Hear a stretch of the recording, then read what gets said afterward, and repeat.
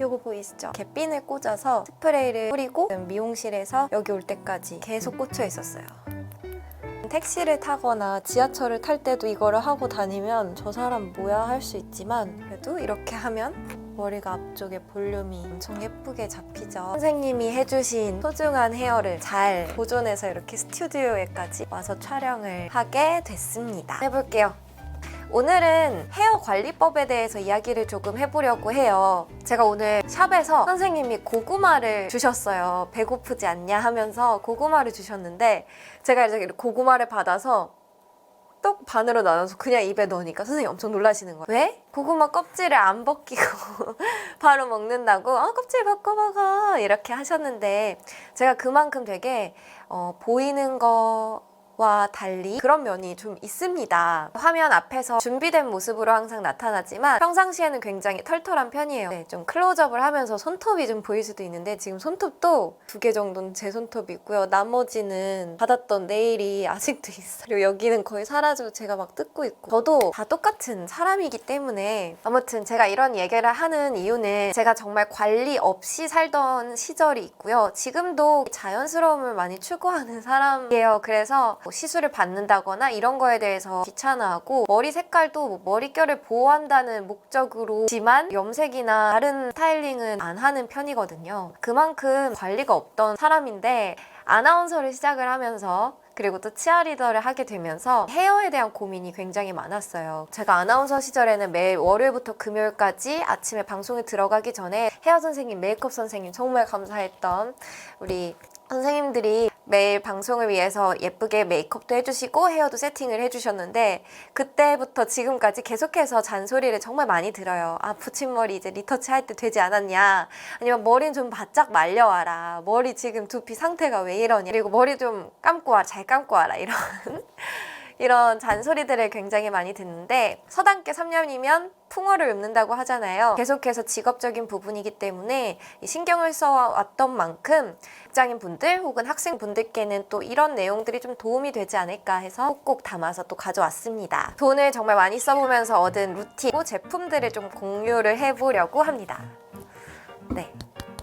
첫 번째로는 가장 궁금해하실 것 같은데요. 사용하는 헤어 제품들을 좀 공개를 해보려고 해요. 실제로 사용하는 제품들이라 사용감이 있습니다. 제품들이. 그리고 제가 상자에 담아서 여기 가져왔는데 막 새고 또 막 묻어있고 이래서 지금 물티슈로 휴지로 좀 많이 닦아놓은 상태지만 그래도 화면에 잡혔을 때 조금 지저분해 보일 수 있다는 점 양해 부탁드리고요. 그만큼 제가 정말 사용하면서 손이 잘 갔던 제품들 공개해드리는 거라고 조금 좋게 생각을 해주세요. 잘 쓰고 있는 제품 그리고 잘 사용하지 않고 있는 제품을 나눠서 설명드리려고 해요. 제가 오늘 메이크업 선생님한테 마지막으로도 여쭤봤어요. 선생님은 이걸 이제 직업으로 하시니까 어떤 게 머릿결 관리할 때 가장 중요한 것 같으세요? 여쭤보니까 단연코 트리트먼트 가장 먼저 꼽아주셨거든요. 제가 3-4달 전에 되게 좋아하던 샴푸가 이 샴푸였어요. 그냥 집에 있어서 사용을 했었는데요. 터그루트가 사실 남성 탈모 전문 브랜드잖아요. 냄새가 모기향 냄새, 민트 냄새? 갑자기 거기에 꽂혀서 제가 냄새가 좋다고 자주 썼습니다. 쿨링이라서 샤워를 하고 나면 머리가 너무 시원하고 그랬었는데 머릿결이 점점 빳빳해지더니 미용실을 가지 않으면 안 될 상황이 됐어요. 붙임머리의 문제인지 샴푸의 문제인지 밝혀진 바는 없지만 제가 그때 샴푸랑 샵을 바꿨습니다. 그리고 거금을 들여서 그때 제가 받았던 시술이 뭐죠? 머리 펴는 거 커트를 하면서 트리트먼트도 받고 하는 시술도 하고 그렇게 한번 머리를 다 엎었어요. 당시에 제가 찾아뵀던 선생님이 제니하우스 청담힐점에 계시는 뱀뷰티 선생님이시거든요. 그래서 머릿결이 다시 살아났고요. 이렇게 돈을 많이 들였는데 좀 관리를 잘해야겠다라고 생각하고 난 헤어 제품을 바꿔보자 생각을 했었거든요. 그래서 아무래도 풀링 샴푸 같은 거 분명히 잘 맞으시는 분들이 있을 거예요. 남성분들. 근데 저는 아마 두피가 너무 바짝바짝 말라가지고 안 맞았던 것 같아요. 사용할 때 기분도 너무 좋았지만 재회를 또 두 번째 안 맞았던 제품인데요. 유튜브를 엄청 많이 찾아봤고요. 머릿결 좋아지는 법에서 어떤 영상에서 추천을 해주신 힐링버드의 제품인데 저는 개인적으로 냄새나 제형이나 또 효과 면에서 눈에 띄게 마음에 드는 점을 못 찾아서 활용을 잘 안 하고 있습니다. 1+1으로 2개나 샀었는데 최대한 많이 사용해 보려고 했는데 안 되겠다 싶어서 그것도 빠이빠이. 잘 사용하고 있는 제품들은 이렇게 4개예요. 묻어나왔다. 첫 번째, 제니하우스에서 시술 받고 구매해온 제품이 이 샴푸였어요. 빨간 병이라고 유명하더라고요. 리페어 케어, 손상 모발 케어 전용, 탈모 완화 기능성. 이것도 탈모라고 적혀는 있는데 쫀쫀하고 풍성한 거품으로 윤기가 없고 거칠어진 모발을 부드럽게 깎아주는 손상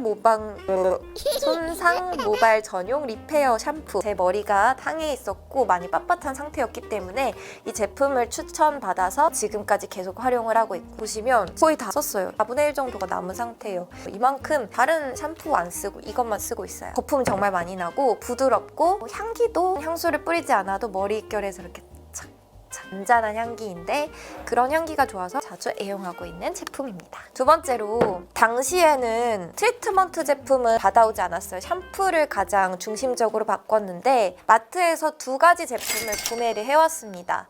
하나는 일본 제품이고요. 치바키 프리미엄 볼륨 앤 리페어 컨디셔너, 또 하나는 또 제니하우스 살롱스파에서 나오는 파란병 두피 모발 영양 케어 리플로 트리트먼트입니다. 세트 제품이라서 이것도 좋았으니까 이것도 좋았겠지 라고 하면서 사왔고요. 그래서 기분에 따라서 날마다 바꿔서 활용을 해주고 있습니다. 왜 우리 팩트 같은 것도 어떤 날은 잘 받고 어떤 건 다른 게 잘 받고 이렇잖아요. 그것처럼 쓰던 제품 매일 쓰는 것보다는 중간중간에 다른 제품으로 잠깐씩 바꿔주는 게 저는 효과가 좋다고 믿고 있어요. 우선 제품 정말 좋아요. 그리고 향기가 말로는 설명을 잘 못 드리겠는데요. 이게 조금 더 제형이 이거랑 비슷하게 되게 묽고 부드러운 제형이라면 이거는 크리미한 제형이에요. 그래도 힐링버드 제품보다는 덜 오일리해가지고 그것도 말랑말랑하게 문질러 바를 수가 있습니다. 헤어에. 이 조그만 거 이건 뭐냐, 트리트먼트라고 들어보셨나요? 보통 트리트먼트라고 하면 샴푸를 하고 난 다음에 사용을 하는 거잖아요. 근데 이거는 샴푸를 하기 전 단계에 또 트리트먼트를 하는 제품이에요.